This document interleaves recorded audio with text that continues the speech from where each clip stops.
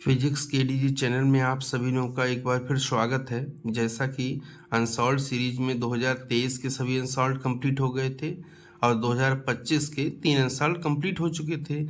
आज 2025 के चौथे अनसॉल्व्ड को डिस्कस करते हैं। सेट 346 जेबी है, कक्षा 12 के लिए, भौतिक विज्ञान के लिए। खंड आ दिया है पहले का एक धातु के टुकड़े पर -3.2 कूलाम का आवेश है। धातु में अधिसंख्य इलेक्ट्रॉनों की संख्या होगी, यानी आवेश हमको दिया गया है जाकर और इलेक्ट्रॉनों की संख्या पूछी गई, यानी n क्वेश्चन मार्क है। तो Q हमको दिया है 3.2 कूलाम, लिख लिए। Q बराबर होता है n इंटू में E, तो n बराबर हो जाएगा Q अपान में E जाकर। Q का मान 3.2 है और E का मान होता है 1.6 गुणा 10 की घात -19। हल कर लेंगे तो हो जाएगा 2 गुणा 10 की घात 19 संख्या हो जाएगी जाके। पहले का खा देखते हैं। किसी धारा मापी से विभवांतर का मापन हेतु इसमें जोड़ते हैं, यानी धारा मापी से विभवांतर को अगर मापना है तो क्या जोड़ते हैं, तो उच्च प्रतिरोध को किसमें जोड़ते हैं, श्रेणी क्रम में जोड़ते हैं। ध्यान रहे, उच्च प्रतिरोध को श्रेणी क्रम में जोड़ेंगे, क्या नापने के लिए, विभवांतर को नापने के लिए। किसमें, धारा मापी में जाकर। नेक्स्ट पहले का गा, वैद्युत चुंबकीय तरंगों में वैद्युत एवं चुंबकीय क्षेत्र सदिशों में कलांतर होता है। अब देखिए, अगर विद्युत चुंबकीय तरंग x दिशा में चल रही है तो y दिशा में होगा विद्युत क्षेत्र और z दिशा में क्या होगा, चुंबकीय क्षेत्र जाकर। तो विद्युत और चुंबकीय क्षेत्र के बीच कलांतर कितना होता है, 90 डिग्री। तीनों ये बातें होती हैं 90 डिग्री पर जाकर, यानी विद्युत क्षेत्र का तरंग संचरण से भी 90 डिग्री, चुंबकीय क्षेत्र का भी 90 डिग्री और आपस में भी 90 डिग्री, यानी तीनों एक दूसरे के लंबवत होते हैं। नेक्स्ट क्वेश्चन पहले का गा, किसी प्रिज्म का प्रिज्म कोण A है तथा न्यूनतम विचलन कोण प्रिज्म कोण के बराबर है। प्रिज्म के पदार्थ का अपवर्तनांक ज्ञात कीजिए, यानी कह रहा है कि जो न्यूनतम विचलन कोण है वो किसके बराबर है, प्रिज्म कोण के बराबर है जाकर। तो n का मान ज्ञात कीजिए। तो प्रिज्म के लिए सूत्र होता है n बराबर साइन A प्लस में डेल m अपान में 2 और यहाँ पर हो जाएगा साइन A अपान में 2 जाकर, बराबर ये रहेगा साइन, तो A ऐसा ही रहेगा। डेल m का मान किसके बराबर कहा है, A के बराबर, तो यहाँ भी A अब डिवाइड में 2 हो जाएगा, यहाँ साइन A अपान में 2 चल ही रहा है। तो 2 से 2 कट जाएगा तो कितना बचेगा A, तो साइन A अपान में साइन A अपान में 2 हो जाएगा। साइन A को जब तोड़ेंगे जाकर तब सूत्र बनेगा जाके 2 साइन A बटे 2 इंटू में कास A बटे 2 जाकर, और नीचे क्या चल रहा है, साइन A बटे 2, तो साइन A बटे 2 साइन A बटे 2 कट जाएगा, क्या बचेगा, n बराबर में 2 कास A बटे 2 जाकर। यही आंसर है इसका। प्रश्न संख्या पहले का डा, चुंबकीय द्विध्रुव आघूर्ण का मात्रक होता है। अब चुंबकीय द्विध्रुव आघूर्ण m बराबर होता है NIA जाकर है। तो n तो फेरों की संख्या है कुंडली में, तो इसका कोई मतलब नहीं बचा। I यानी धारा है, धारा का मात्रक क्या होता है, एम्पियर होता है। A क्या है, क्षेत्रफल है, क्षेत्रफल का मात्रक क्या होता है, मीटर स्क्वायर, तो यहाँ मीटर स्क्वायर लिख लिए हैं जाकर। पहले का चा देखते हैं। धातु सतह के लिए देहली तरंग दैर्ध्य 2000 एंगस्ट्रॉम है, यानी धातु के सतह के लिए जो देहली तरंग दैर्ध्य है कितनी है, 2000 एंगस्ट्रॉम है जाकर। आगे बढ़ते हैं। 1000 एंगस्ट्रॉम का विकिरण आपतित होने पर, यानी जो आपतित हो रही उसकी तरंग दैर्ध्य है, तो ये लैम्डा है, और धातु वाली जो तरंग दैर्ध्य ये लैम्डा नॉट है जाकर। उत्सर्जित होने वाले प्रकाश इलेक्ट्रॉनों की गतिज ऊर्जा ज्ञात करनी है, यानी उत्सर्जित जो प्रकाश इलेक्ट्रॉन हो रहे हैं उनकी क्या ज्ञात करनी, गतिज ऊर्जा ज्ञात करनी है। तो लैम्डा नॉट कितना दिया, 2000, लैम्डा कितना दिया, 1000। जब इसको एंगस्ट्रॉम से मीटर में बदलेंगे तो गुणा 10 की घात -10 हो जाएगा, यहाँ भी हो जाएगा। अब आइंस्टीन का प्रकाश वैद्युत समीकरण लगाते हैं। hν बराबर hν नॉट प्लस में होता है E के जाकर, E के को यहीं रखते हैं, hν नॉट को इधर लाते हैं, तो हो जाएगा hν माइनस का hν नॉट जाकर। न्यू बराबर होता है C अपान में लैम्डा, तो हो जाएगा hc अपान में लैम्डा। यहाँ पर लैम्डा है, ये नहीं है जाकर, hc अपान में लैम्डा माइनस का hc अपान में लैम्डा नॉट हो जाएगा। सभी के मान लगाएंगे जब हल करेंगे जाकर तो आ जाएगा 6.18 इलेक्ट्रॉन वोल्ट जाकर, 6.18 इलेक्ट्रॉन वोल्ट। फिर एक बार समझते हैं। 2000 तरंगदैर्घ्य दे रखी है हमको लैम्डा नॉट, क्योंकि धातु के सतह के लिए। 1000 तरंगदैर्घ्य दे रखी है हमको जाकर ये लैम्डा की है, जो कि आपतित प्रकाश की है। इसको भी मीटर में बदल लिए, इसको भी मीटर में बदल लिए जाकर हैं। अब आइंस्टीन का प्रकाश विद्युत समीकरण होता है एच न्यू बराबर में एच न्यू नॉट प्लस में ई के का मान चाहिए तो एच न्यू नॉट इधर लाएंगे तो और न्यू बराबर हो जाएगा सी अपान में लैम्डा, तो हो जाएगा एच सी अपान में लैम्डा माइनस एच सी अपान में लैम्डा नॉट। सभी के मान लगा दीजिए। ये मान किस में आएगा, जूल में। हमको चाहिए किस में, इलेक्ट्रॉन वोल्ट में। तो 1.6 गुणा 10 की घात माइनस 19 से हम भाग कर दिए। जब भाग कर देंगे तो 6.18 इलेक्ट्रॉन वोल्ट आ जाएगा। प्रश्न संख्या 2 का वैद्युत फ्लक्स का मात्रक लिखिए। तो वैद्युत फ्लक्स का मात्रक फाई बराबर होता है ई इंटू में ए, बराबर ई बराबर होता है एफ अपान में क्यू और इंटू में ए जाकर। तो एफ यानी बल है, बल का मात्रक न्यूटन हो गया है। ए क्या है, क्षेत्रफल है, क्षेत्रफल का मात्रक क्या होगा, मीटर स्क्वायर है। भाग में क्या है, कूलाम, तो प्रति कूलाम हो गया जाएगा, ये मात्रक हो जाएगा। प्रश्न संख्या 2 खा देखते हैं। शेल के विद्युत वाहक बल को परिभाषित कीजिए। तो शेल के विद्युत वाहक बल यानी जो ई होता है इसको हमको परिभाषित करना है। तो एकांक आवेश को शेल सहित पूरे परिपथ में प्रवाहित करने में शेल द्वारा दी गई ऊर्जा को शेल का वैद्युत वाहक बल कहते हैं। इसे ई से प्रदर्शित करते हैं। यानी एकांक आवेश है उसे पूरे परिपथ में प्रवाहित करना है, शेल में भी प्रवाहित करना है और बाहर वाले परिपथ में उसमें भी प्रवाहित करना है। तो शेल के द्वारा जो ऊर्जा दी जाएगी वही क्या कहलाएगी, वैद्युत वाहक बल जाकर, और इसे ई से प्रदर्शित करते हैं।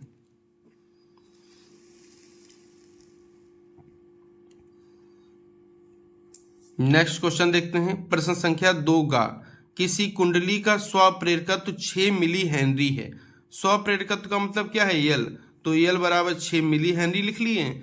मिली को हेनरी में बदलेंगे तो 10 की घात माइनस 3 से गुणा कर दी है जाकर। और इसमें धारा प्रवाह की दर 10 की घात 3 एम्पियर प्रति सेकंड है। यानी ये आई है और ये क्या है, टी है। तो आई अपान टी का मान दे रखा है। तो डेल्टा आई अपान डेल्टा टी बराबर कितना दिया है, 10 की घात 3 एम्पियर प्रति सेकंड है। कुंडली में उत्पन्न प्रेरित विद्युत वाहक बल ज्ञात कीजिए। यानी ई हमको ज्ञात करना है। तो देखते हैं, ई बराबर होता है एल और डेल्टा आई अपान में डेल्टा टी जाकर है। तो एल का मान 6 गुणा 10 की घात माइनस 3 है। डेल्टा आई अपान डेल्टा टी का मान 10 की घात 3 है। ये पावर से पावर कैंसिल हो जाएगा तो ई बराबर आ जाएगा 6 वोल्ट जाकर। प्रश्न संख्या 2 घा देखते हैं। रदरफोर्ड परमाणु मॉडल की कमियों का उल्लेख कीजिए। तो नंबर 1 कमी क्या थी, परमाणु के स्थायित्व के संबंध में। देखते हैं, घूमता हुआ इलेक्ट्रॉन ऊर्जा का उत्सर्जन करता है। कक्षा की त्रिज्या, अतः कक्षा की त्रिज्या लगातार घटती जाएगी जाकर, और अंत में नाभिक में इलेक्ट्रॉन गिर जाएगा जिससे परमाणु का अस्तित्व समाप्त हो जाएगा। रदरफोर्ड के मॉडल की पहली जो कमी थी परमाणु के स्थायित्व के संबंध में थी। रदरफोर्ड ने बताया था कि इलेक्ट्रॉन नाभिक के चारों ओर घूमते हैं और घूमता हुआ इलेक्ट्रॉन ऊर्जा का उत्सर्जन करता है। जब ऊर्जा का उत्सर्जन करता जाएगा तो धीरे धीरे उसकी कक्षा घटती जाएगी, यानी कक्षा की त्रिज्या घटती जाएगी। एक स्थिति ऐसी आएगी जाकर कि जो इलेक्ट्रॉन है वो नाभिक पर गिर जाएगा जाकर। जब नाभिक पर गिरेगा तो परमाणु का अस्तित्व समाप्त हो जाएगा जाकर। अगला आता है परमाणु के स्पेक्ट्रम के संबंध में जाकर है। इलेक्ट्रॉन सभी कक्षाओं में घूमता हुआ ऊर्जा का उत्सर्जन करेगा जिससे सभी तरंगदैर्घ्य की तरंगें उत्पन्न होंगी, अर्थात प्राप्त स्पेक्ट्रम क्या होगा, सतत होगा जाके। फिर ध्यान सुने, जब सभी कक्षाओं के लिए ऊर्जा का उत्सर्जन करेगा जाके तो सभी संभव तरंगदैर्घ्य प्राप्त होंगी जाके, और जब सभी तरंगदैर्घ्य प्राप्त होंगी तो जो स्पेक्ट्रम प्राप्त होगा वो कैसा होगा, सतत होगा जाके। जबकि वास्तव में परमाणु का स्पेक्ट्रम रेखीय होता है, यानी एक तो ये कमी हो गई जाकर। प्रश्न संख्या 2 डाको देखते हैं। शुद्ध अर्धचालक का तापक्रम 0 केल्विन है, इसकी चालकता पर टिप्पणी लिखिए जाकर। यानी 0 केल्विन ताप पर कोई शुद्ध अर्धचालक है तो उसकी चालकता पर हमको टिप्पणी लिखनी है। तो देखिए 0 केल्विन तापक्रम पर शुद्ध अर्धचालक का चालन बैंड पूर्ण रूप से रिक्त होता है। अब चालन बैंड पूर्ण रूप से रिक्त है यानी उसमें मुक्त इलेक्ट्रॉन है ही नहीं। मुक्त इलेक्ट्रॉन नहीं है तो वो एक अचालक की तरह व्यवहार करेगा जाकर। अतः 0 केल्विन तापक्रम पर शुद्ध अर्धचालक कुचालक की भांति व्यवहार करता है जाकर। अर्थात 0 केल्विन तापक्रम पर शुद्ध अर्धचालक की चालकता कितनी होती है? 0 होती है जाकर। देखते हैं, एकल झिर्री विवर्तन प्रारूप में द्वितीय निम्निष्ठ के लिए विवर्तन कोण कितना है? 60 डिग्री है। झिर्री की चौड़ाई कितनी है? लैम्डा के पदों में ज्ञात कीजिए जाकर।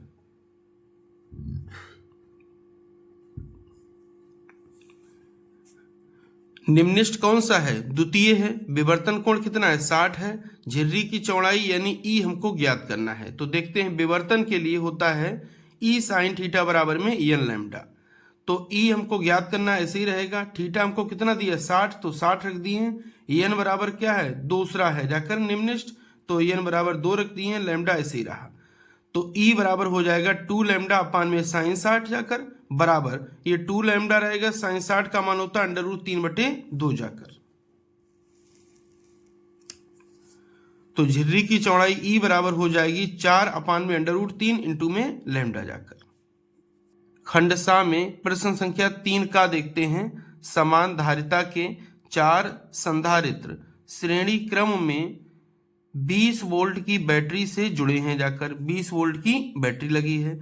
मध्य बिंदु O भू संपर्कित है, यानी O वाला किससे? पृथ्वी से जुड़ा है। बिंदु P तथा Q पर विभव की गणना कीजिए।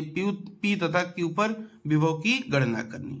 तो सबसे पहले एक चीज ध्यान रखिए, सभी संधारित्र श्रेणी क्रम में जुड़े हुए हैं और श्रेणी क्रम में आवेश समान रहता है। श्रेणी क्रम में क्या समान रहता है? आवेश समान रहता है। और Q बराबर होता है CB।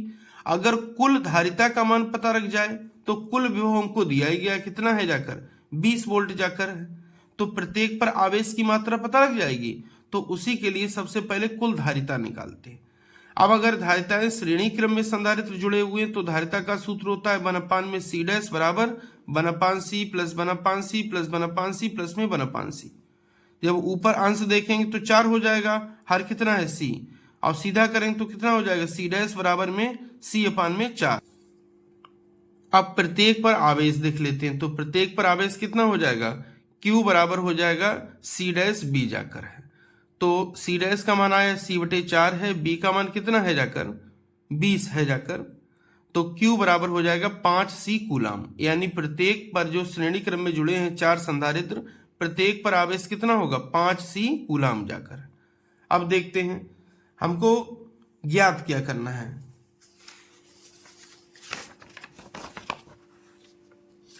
एक बार चित्र को और समझते हैं। देखिए, जब P और O के बीच विभवांतर निकालेंगे तब हम लिखेंगे BP माइनस का BO जाकर, BP माइनस का BO जाकर, बराबर में Q अपान में C।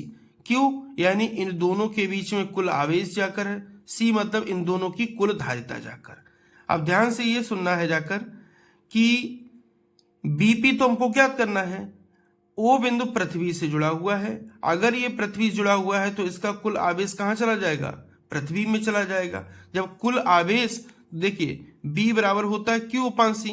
जब कुल आवेश 0 हो जाएगा जाकर तो उसके सिरों पर जो विभवांतर होगा वो भी तो 0 हो जाएगा जाकर, यानी BO का मान हर जगह कितना लेंगे? 0 लेंगे। क्यों 0 लेंगे?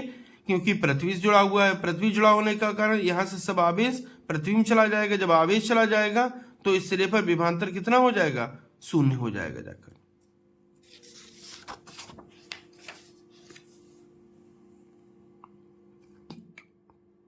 P और Q के बीच कुल धारिता देखते हैं। तो 1/C डैश बराबर 1/C प्लस 1/C बराबर में 2/C हो जाए। सीधा करेंगे तो C डैश बराबर हो जाएगा C अपान में 2 जाकर।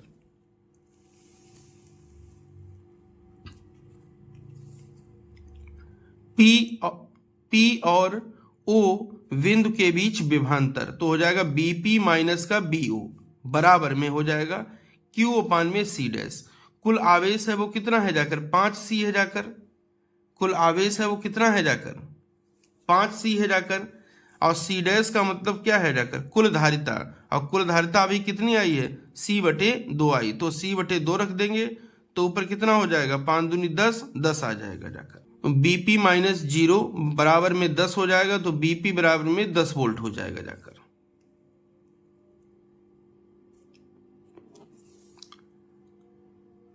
Q और O बिंदु के बीच विभवांतर, तो BO माइनस का BQ बराबर हो जाएगा Q अपान में C डैश जाकर है। तो Q कुल आवेश कितना है जाकर, कुल आवेश कितना है 5C जाकर है। C डैश का मान कितना C/2 जाकर, तो C से C कट जाएगा, ये 2 ऊपर चला जाएगा तो कितना बचेगा 10 जाकर। तो BQ बराबर आ जाएगा माइनस का 10 वोल्ट, क्योंकि BO बराबर कितना है 0 है जाकर। प्रश्न संख्या 3 खा देखते हैं। एम्पियर के परिपथीय नियम को लिखकर सिद्ध कीजिए। तो देखते हैं, किसी बंद परिपथ की सीमा के अनुदिश चुंबकीय क्षेत्र B वेक्टर का रेखीय समाकलन पथ द्वारा घिरी नेट धारा I का म्यू0 गुना होता है। देखिए, एम्पियर का परिपथीय नियम किसके लिए है, बंद परिपथ के लिए। अब उस बंद परिपथ की सीमा के अनुदिश चुंबकीय क्षेत्र B है, उसका क्या करना है, रेखीय समाकलन करना है। जो रेखीय समाकलन होगा वो बराबर किसके होगा, I के म्यू0 गुने के बराबर। और I क्या है, उस गोलीय या बंद पृष्ठ के द्वारा घेरी गई कुल धारा। समाकलन B वेक्टर डॉट में dl वेक्टर हो जाएगा बराबर में म्यू0 I जाकर। अब इसका प्रूफ देखते हैं। माना एक तार XY है, ये तार XY हो गया है, ये तार X है, ये Y है, जो कागज के तल के लंबवत रखा है, जिसमें I धारा ऊपर की ओर प्रवाहित हो रही है। माना स्मॉल r त्रिज्या का एक वृत्तीय पथ है, ये स्मॉल r त्रिज्या का वृत्तीय पथ हो गया है, जिसके केंद्र O से स्मॉल r दूरी पर अर्थात परिधि पर एक बिंदु P है। यानी इसके केंद्र O से स्मॉल r दूरी पर यानी त्रिज्या के बराबर दूरी पर इसकी परिधि पर एक बिंदु क्या स्थित है, P स्थित है। तो P पर चुंबकीय क्षेत्र जाकर सीधे तार के कारण किसी बिंदु पर चुंबकीय क्षेत्र होता है, वो B बराबर होता है म्यू0 I अपान में 2 पाई R, समीकरण नंबर 1 जाकर। अब देखिए, dl वेक्टर और B वेक्टर दोनों एक ही दिशा में हैं, एक ही दिशा में, तो थीटा कितना आ जाएगा 0 डिग्री जाकर। तो देखते हैं, चुंबकीय क्षेत्र का पथ के अनुदिश रेखीय समाकलन। अब B वेक्टर है, रेखीय समाकलन है, इसलिए यहाँ पर लंबाई आ जाएगी, dl वेक्टर है, और बंद पाथ है इसलिए क्लोज इंटीग्रेशन आ जाएगा, बराबर रहेगा, ये क्लोज इंटीग्रेशन ही रहेगा। यहाँ से जब अदिश गुणनफल को खोलेंगे तो हो जाएगा B dl cos थीटा, और थीटा कितना दिया है 0 डिग्री, तो cos 0 का मान 1 हो जाएगा। तो B हो जाएगा समाकलन dl। अब dl कहाँ पर है, उसकी परिधि पर छोटा सा अवयव है, और समाकलन कर देंगे तो पूरी परिधि आ जाएगी। तो पूरी परिधि कितनी होती है 2 पाई r हो जाएगी जाकर। तो B गुणा में 2 पाई r हो जाएगी इधर। अब B का मान समीकरण कहां से रखेंगे, 1 से उठाकर। तो ये LHS चल रहा था, integration closed path B vector dot में dl वेक्टर बराबर में हो जाएगा, B की जगह रखेंगे म्यू0 I अपान में 2 पाई r, और यहाँ पर 2 पाई r ये गुणा में, तो दोनों कट जाएंगे, तो क्या बचेगा म्यू0 I जाकर। यही एम्पियर के परिपथीय नियम का सत्यापन है। प्रश्न संख्या 3 गा पर आते हैं। प्रकाश के ध्रुवण का अर्थ समझाइए तथा उपयुक्त चित्र की सहायता से ध्रुवित एवं अध्रुवित प्रकाश में अंतर बताइए। जब कोई प्रकाश की तरंग किसी टूरमैलिन क्रिस्टल से गुजरती है तो प्रकाश की तरंग के केवल वे ही कंपन बाहर निकल पाते हैं जो तरंग की संचरण दिशा के लंबवत होते हैं। ऐसी तरंग को समतल ध्रुवीय तरंग कहते हैं तथा यह घटना प्रकाश का ध्रुवण कहलाती है। फिर ध्यान सुने, अगर किसी भी हम प्रकाश को किसी टूरमैलिन क्रिस्टल से गुजार दें तो सभी प्रकाश नहीं गुजर पाता है, प्रकाश के केवल वे ही कंपन बाहर गुजरते हैं जिनकी जो अक्ष होती है वो संचरण दिशा के लंबवत होती है जाकर, और लंबवत होगी और एक ही दिशा में होते। तो अगर कंपन एक ही दिशा में हो जाके तो ऐसे प्रकाश कहलाता है समतल ध्रुवित प्रकाश तथा यह घटना कहलाती है प्रकाश का ध्रुवण। देखते हैं चित्र की सहायता से। ये प्राकृतिक प्रकाश है। प्राकृतिक प्रकाश अध्रुवित प्रकाश होता है। क्यों? क्योंकि इसके जो कंपन होते हैं वो सभी दिशाओं में सम्मित रूप से होते हैं जाकर। जब ये प्राकृतिक प्रकाश इस टूरमैलिन क्रिस्टल से गुजारा जाता है तो इसकी अक्ष इस तरह से लंबवत है जाकर संचरण की दिशा के जाकर, तो इसकी अक्ष के समांतर वाले जो कंपन होते हैं वही केवल बाहर निकल पाते हैं, बाकी सब रोक लिए जाते हैं। अब इस प्रकाश का संसूचन दूसरे पोलराइड के द्वारा किया जाता है। अब अगर संसूचन करना है बिल्कुल सही है तो जो प्रकाश यहाँ प्राप्त हुआ वही प्रकाश यहाँ पर प्राप्त होना चाहिए, तो वही प्रकाश यहाँ पर भी प्राप्त हो जाता है। अब ये वाला प्रकाश कौन सा है? अध्रुवित प्रकाश। ये वाला कौन सा है? ध्रुवित प्रकाश, क्योंकि इसमें जो कंपन है, प्रकाश के वेक्टर के कंपन है, वो तरंग संचरण की लंबवत दिशा में केवल एक ही, लंबवत तल में केवल एक ही दिशा में है जाकर। तो देखते हैं चित्र में आपतित प्रकाश अध्रुवित प्रकाश है, क्योंकि वैद्युत वेक्टर के कंपन सभी दिशाओं में है जाकर, यानी इसके कंपन।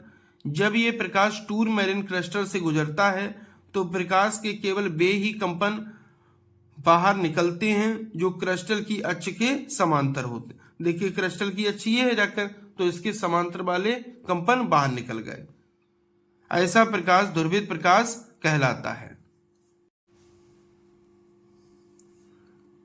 प्रश्न संख्या 3 घ देखते हैं। पीएन संधि डायोड के अग्र अभिनत में आभलाक्षणिक वक्र प्राप्त करने हेतु परिपथ आरेख बनाइए। ठीक है, अग्र अभिनत का, वो भी अग्र अभिनत का संधि के अपक्षय परत पर क्या प्रभाव पड़ता है उसका उल्लेख भी हमको करना है। तो देखते हैं।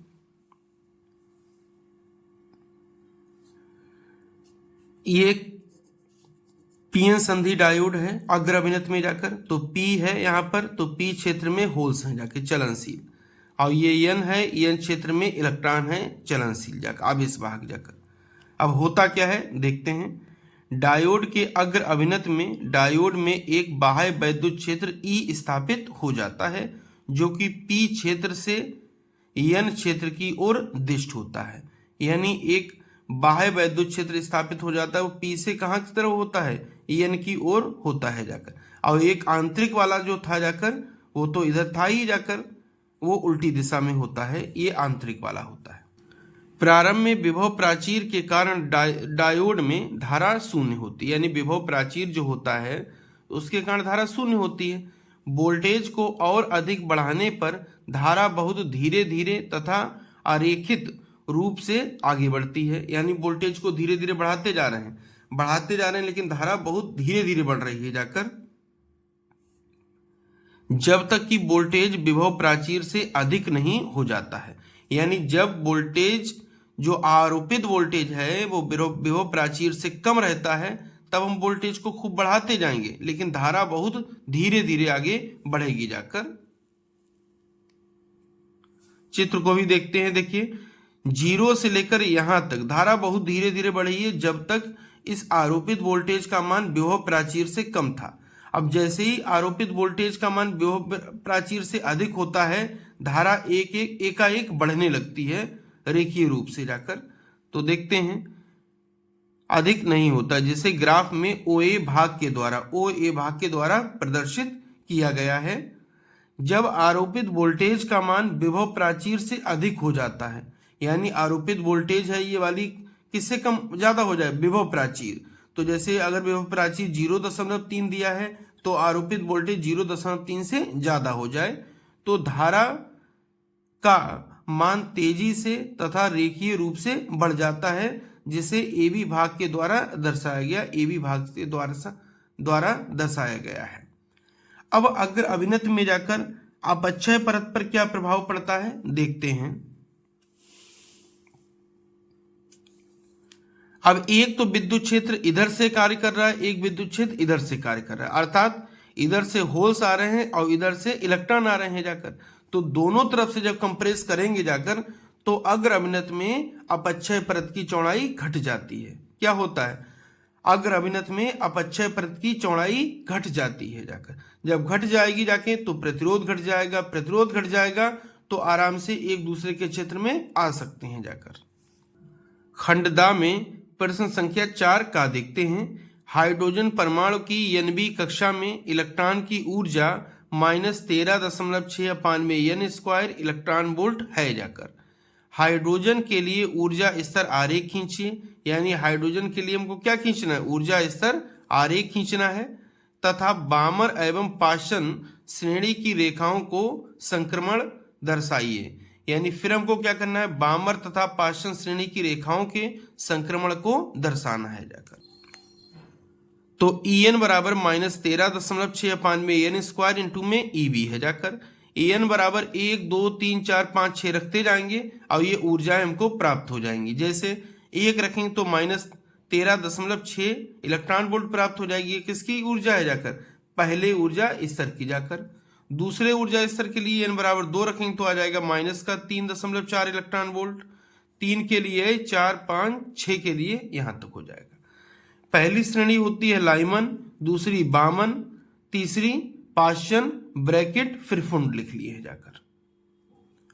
अब देखते हैं, अगर इलेक्ट्रॉन किसी भी उच्च ऊर्जा स्तर से दूसरे ऊर्जा स्तर में आता है तो जो श्रेणी हमको प्राप्त होती है उसको कहते हैं बामर श्रेणी। क्या कहते हैं, बामर श्रेणी जाकर। अगर किसी भी उच्च ऊर्जा स्तर से इलेक्ट्रॉन तीसरे ऊर्जा स्तर में आता है तब जो हमको श्रेणी प्राप्त होती है तब हम कहते हैं पाश्चन श्रेणी जाकर। फिर ध्यान सुने, अगर किसी भी उच्च ऊर्जा स्तर से दूसरे में आता है तो बामर होगी, अगर तीसरे में आता है तो पाश्चन होगी, अगर पहले में आता है तो श्रेणी कौन सी होगी, लाइमन श्रेणी प्राप्त होगी। प्रश्न संख्या 4 खा देखते हैं। पतले लेंस के लिए लेंस मेकर सूत्र व्युत्पन्न कीजिए। यानी लेंस मेकर फार्मूला जो है जाकर 1/में F बराबर में n-1 और 1/में R1 माइनस का 1/में R2। तो सबसे पहले तो ये हमको फार्मूला व्युत्पन्न करना है। आगे लेंस के पदार्थ के अपवर्तनांक तथा वक्र पृष्ठों की वक्रता त्रिज्याओं का लेंस की फोकस दूरी पर प्रभाव का उल्लेख कीजिए। यानी अपवर्तनांक का लेंस की फोकस दूरी पर क्या प्रभाव पड़ता है, वक्रता त्रिज्या r का फोकस दूरी पर क्या प्रभाव पड़ता है, इसको हमको और डिस्कस करना है जाकर। तो देखते हैं, माना एक उत्तल लेंस है, माना एक पतला उत्तल लेंस है जिसके दोनों ओर माध्यम समान है। पतले लेंस की मोटाई t है तथा अपवर्तनांक n है। लेंस वायु में रखा है जाकर। देखते हैं, सबसे पहले हम क्या करते हैं जाकर, पहले वाले पृष्ठ पर अपवर्तन के सूत्र की बात करते हैं जाकर। फिर हम जब ये वाला सूत्र अपवर्तन का सूत्र लग जाएगा पहले पृष्ठ पर, अब पहले पृष्ठ के लिए वस्तु तो O पर होगी, लेकिन पहले पृष्ठ के लिए जो इमेज कहां पर बनेगा, I' जाकर। इस I' की पहले पृष्ठ से दूरी कितनी है, B' से जाकर। जब ये प्रकाश दूसरे पृष्ठ पर पहुंचेगा जाकर तो दूसरा पृष्ठ चूंकि उत्तल है तो वो प्रकाश किरणों को और इकट्ठा कर देगा। तो अब प्रतिबिंब किस पर बना देगा, I बना देगा। यानी दूसरे पृष्ठ के लिए जो I' होगा वो आभासी वस्तु का कार्य करेगा और फाइनल इमेज कहां बना देगा, I पर बना देगा जाकर। I की दूरी दूसरे पृष्ठ से कितनी है, B है, और T बहुत कम होगा क्योंकि पतला लेंस लिए हैं और लेंस का अपवर्तनांक कितना है, n है।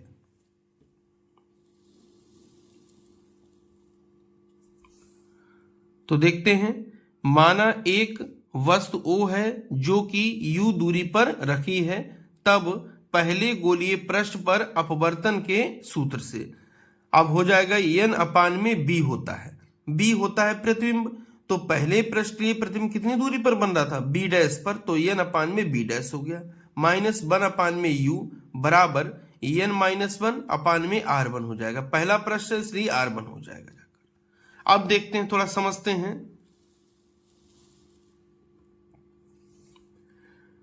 पहले वाले पृष्ठ के केस में जो प्रकाश किरण है वो वायु से कांच में जा रही थी, तो यहां पर हम अपवर्तनांक n यूज कर लिए हैं। दूसरे पृष्ठ के लिए जो है प्रकाश किरण कहां जाएगी, कांच से वायु में जाएगी। यानी उल्टा हो रहा है, यहां वायु से कांच में आ रही और यहां कांच से वायु में। तो अब की बार n की जगह क्या प्रयोग होगा, 1/में n जाकर प्रयोग होगा। प्रतिबिंब I' दूसरे गोलीय पृष्ठ के लिए आभासी वस्तु का कार्य करेगा, आभासी वस्तु का कार्य करेगा जाके। तो दूसरे गोलीय पृष्ठ पर अपवर्तन के सूत्र से जाकर तो हो जाएगा n/में B होता है, तो n की जगह पे क्या प्रयोग होगा, 1/में n, क्योंकि प्रकाश अब कहां से जा रहा है, कांच से वायु में जा रहा है। ये B हो जाएगा। माइनस 1/में आता है U। अब U कितना हो जाएगा जाकर, दूसरे I की इमेज कहां से हो जाएगी जाकर, दूसरे पृष्ठ से, तो B' माइनस का T हो जाएगा बराबर n की जगह पर 1/n, तो 1/n माइनस का 1, यहां पर हो जाएगा R2 समीकरण नंबर 2 जाकर। पतले लेंस के लिए T का मान B के सापेक्ष बहुत छोटा होता है, तो T को क्या कर देंगे, छोड़ देंगे जाके, जब टी को छोड़ देंगे तो बचेगा 1/n और यहाँ पर b माइनस 1/, में कितना हो जाएगा b डैश बराबर में 1/n माइनस 1/r2 हो जाएगा। n से गुणा कर लेते हैं, जब n से गुणा करेंगे तो n से n कट जाएगा यहाँ पर, तो 1/b बचेगा। यहाँ पर गुणा में आ जाएगा n/b डैश हो जाएगा। यहाँ पर n से गुणा करेंगे तो n से n कट जाएगा, कितना बचेगा 1, और यहाँ गुणा करेंगे तो आ जाएगा n, यहाँ पे हो जाएगा r2 जाकर। तो 1/b माइनस का n/b डैश बराबर में यहाँ माइनस कॉमन निकाल लीजिए, तो n-1/r2 समीकरण नंबर 3 हो गया है।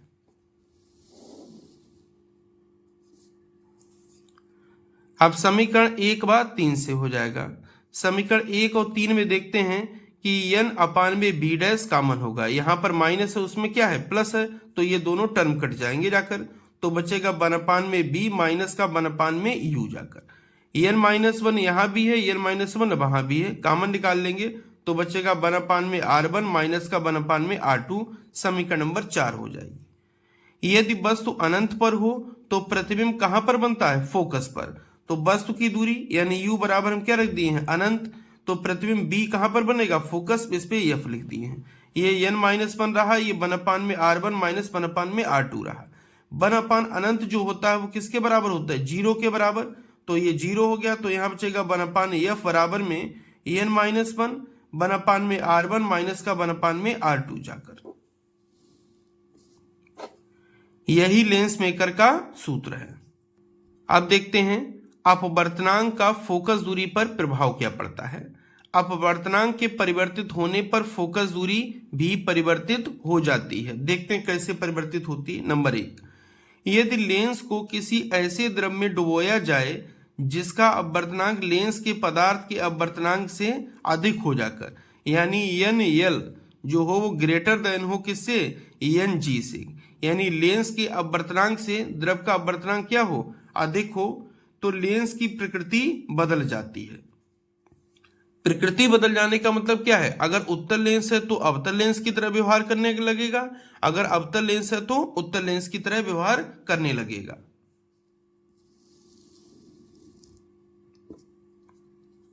दूसरा नंबर, यदि लेंस को किसी ऐसे द्रव में डुबोया जाए जिसका अपवर्तनांक लेंस के पदार्थ के अपवर्तनांक के बराबर है, बराबर का मतलब क्या है NL बराबर में क्या है NG जाकर बराबर है, तो लेंस समतल पारदर्शी प्लेट की भांति व्यवहार करेगा, यानी जो लेंस है वो क्या बन जाएगा समतल प्लेट बन जाएगा जो कि पारदर्शी होगी जाकर, और समतल प्लेट बनेगा तो फोकस दूरी कितनी हो जाएगी अनंत हो जाएगी, और लेंस साथ में अदृश्य हो जाएगा, दिखाई नहीं देगा जाकर। तीसरा, यदि लेंस को किसी ऐसे द्रव में डुबोया जाए जिसका अपवर्तनांक लेंस के अपवर्तनांक से कम है जाकर, तो लेंस की फोकस दूरी बढ़ जाएगी, यानी जो NL है वो लेस देन है किससे NG से है, तो फोकस दूरी बढ़ जाएगी जाकर। वक्रता त्रिज्या का प्रभाव देख लेते हैं। बड़ी वक्रता त्रिज्या वाले लेंसों की फोकस दूरी अधिक होती है। अब बड़ी वक्रता त्रिज्या होती किसकी हैं पतले लेंसों की, तो पतले लेंसों की फोकस दूरी अधिक हो जाएगी तथा मोटे लेंसों की फोकस दूरी कम होती है जाकर। क्यों मोटे लेंस, क्योंकि मोटे लेंसों की वक्रता त्रिज्या कम होती है इसलिए उनकी फोकस दूरी कम, पतले लेंसों की वक्रता त्रिज्या अधिक होती है इसलिए पतले लेंसों की फोकस दूरी अधिक होती है। इसी के साथ पहला पार्ट एंड होता है, दूसरा पार्ट बहुत ही जल्द आएगा। धन्यवाद।